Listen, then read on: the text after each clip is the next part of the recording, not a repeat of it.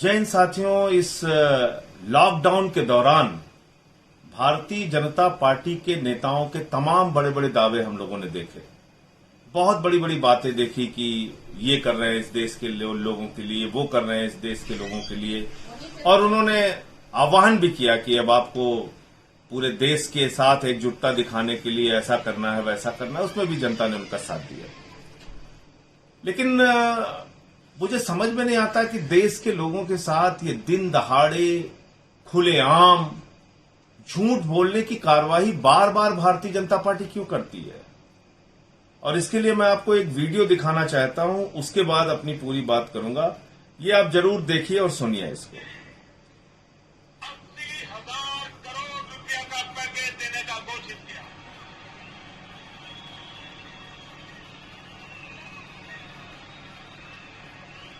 80,000 करोड़ रुपया का पैकेज हमने तय किया कि कालखंड में 100 लाख करोड़ रुपया 100 लाख करोड़ रुपया आधुनिक इंफ्रास्ट्रक्चर के लिए लगाए जाएंगे,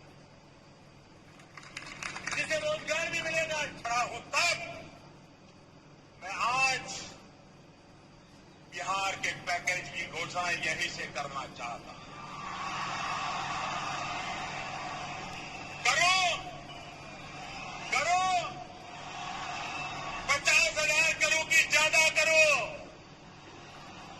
60,000 करोड़ की ज्यादा करो, 70,000 करोड़ की ज्यादा करो, 75,000 करोड़ की ज्यादा करो, 80,000 करोड़ की ज्यादा करो, 90,000 करोड़ की ज्यादा करो।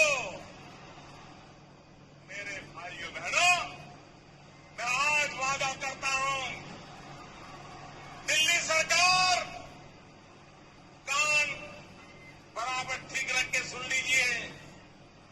दिल्ली सरकार 1.25 लाख करोड़ रुपए का पैकेज देगी। हर संकट के समय एक पैकेज घोषित करने की फैशन हो गई। भाई आपको कुछ मिलता है कि इतने पैकेज आते हैं, मिला है कुछ? आपको मिला है कुछ? ये जो पैकेज घोषित करते हैं ना, और जो कुछ देते नहीं है, अब उनको पैक कर करके भेजने का समय आ गया। तो आपने देखा कि प्रधानमंत्री जी के बड़े बड़े दावे, उन्होंने 80,000 करोड़ रुपए का पैकेज जम्मू कश्मीर के लिए घोषित किया था। 1 लाख करोड़ रुपए का पैकेज आधुनिक इंफ्रास्ट्रक्चर डेवलप करने के लिए घोषित किया था। 1,25,000 करोड़ का पैकेज बिहार के लिए घोषित किया था।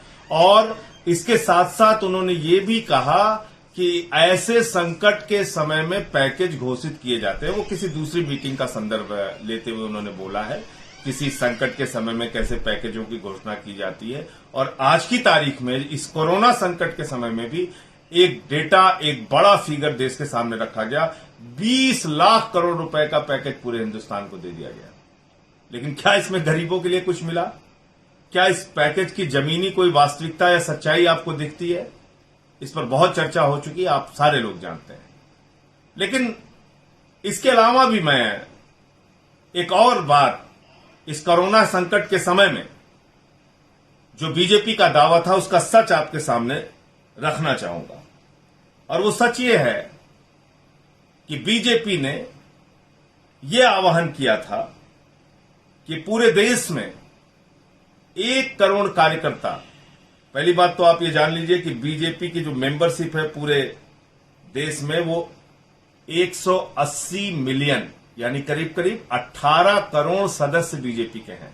बीजेपी अपने आप को पूरे दुनिया की सबसे बड़ी पार्टी होने का दावा करती है। तो 180 मिलियन बीजेपी के मेंबर हैं, ये देख लीजिए, आप गूगल पे जाएंगे आपको पता चल जाएगा। और 180 मिलियन का मतलब 18 करोड़ सदस्य बीजेपी के हैं। अब आगे आते हैं। अब इन 18 करोड़ सदस्यों को उन्होंने आह्वान नहीं किया, इनमें से सिर्फ 1 करोड़ को किया। अगर 18 करोड़ को करते तो शायद परिस्थितियां आज बिल्कुल अलग हो जाती। शायद 90 करोड़ लोगों को खाना खिलाने की बात हो जाती। लेकिन ये बीजेपी का दावा है कि 1 करोड़ कार्यकर्ता उनके 5 करोड़ लोगों को प्रतिदिन खाना खिलाएंगे। बीजेपी के 1 करोड़ कार्यकर्ता 5 लोगों को प्रतिदिन यानी 5 करोड़ लोगों को प्रतिदिन खाना खिलाएंगे। ये आह्वान भारतीय जनता को, नेपाल को, बांग्लादेश को और श्रीलंका को, सबको, अड़ोस पड़ोस के सारे देशों को खाना खिलाने का दावा कर देती बीजेपी। लेकिन चलो अच्छा है कि उन्होंने 1 करोड़ लोगों का दावा किया था। इस तरह का झूठ भारतीय जनता पार्टी क्यों बोलती है? आए दिन आम आदमी पार्टी पे सवाल उठाते हैं। केजरीवाल 10 लाख लोगों को रसोई चला रहे हैं कि नहीं चला रहे हैं? केजरीवाल 10 लाख लोगों को खाना खिला रहे हैं कि नहीं खिला रहे हैं? आम आदमी पार्टी 10 लाख लोगों की रसोई चला रही है कि नहीं चला रही है?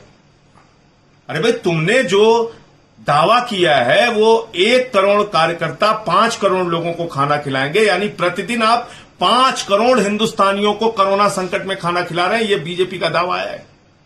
और मैं बड़ी विनम्रता पूर्वक आप सब लोगों से पूछना चाहता हूं, आप बता दीजिए, क्या आपको लगता है 5 करोड़ लोगों को पूरे देश में बीजेपी प्रतिदिन खाना खिला रही है?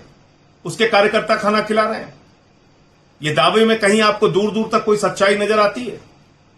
तो ऐसा झूठ, ऐसा दिन दहाड़े झूठ बोलना, खुलेआम झूठ बोलना, गरीबों का मजाक उड़ाना, ये क्यों भारतीय जनता पार्टी बार बार करती है? गरीब विरोधी मानसिकता बीजेपी की है। ये अमीरों की पार्टी है। इन्होंने गरीबों को मरने के लिए सड़क पर छोड़ दिया है। आप देखिए, कल भागलपुर में भी एक्सीडेंट हो गया। बिहार के अंदर 9 लोगों की जान चली गई। उसके पहले औरैया में 24 लोगों की जान चली गई। उसके पहले औरंगाबाद में 16 लोगों की जान चली गई। 6 लोगों की जान सागर में चली गई।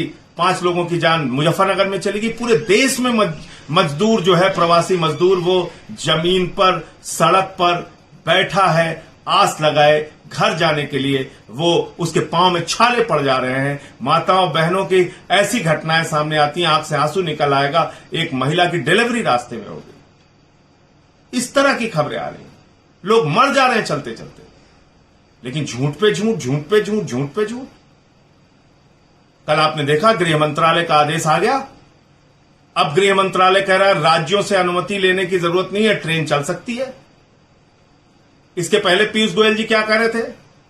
बंगाल की राज्य सरकार हमको अनुमति नहीं दे रही है, छत्तीसगढ़ की राज्य सरकार हमको अनुमति नहीं दे रही है, झारखंड की राज्य सरकार हमको ट्रेन चलाने की अनुमति नहीं दे रही है। और मैंने तब भी कहा था, आम आदमी पार्टी ने तब भी कहा था, एनडीएमए एक्ट लागू है, नेशनल डिजास्टर्स मैनेजमेंट एक्ट, यानी इस एक्ट के तहत भारत की सरकार, केंद्र की सरकार, बीजेपी की सरकार राज्यों को निर्देश जारी कर सकती है। उसको किसी अनुमति की जरूरत नहीं।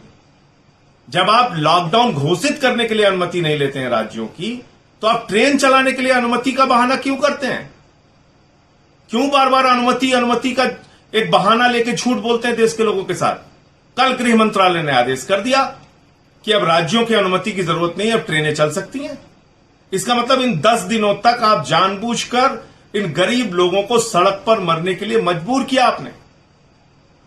तो यह है बीजेपी की सच्चाई, यह है बीजेपी की असलियत, यह है बीजेपी का असली चेहरा। इस महामारी के, इस संकट के समय में भी वो लोग झूठ बोलने में, फरेब बोलने में, लोगों के साथ छल करने में बाज नहीं आ रहे हैं। इनको पहचानिए, इनको जानिए। इंकलाब जिंदाबाद।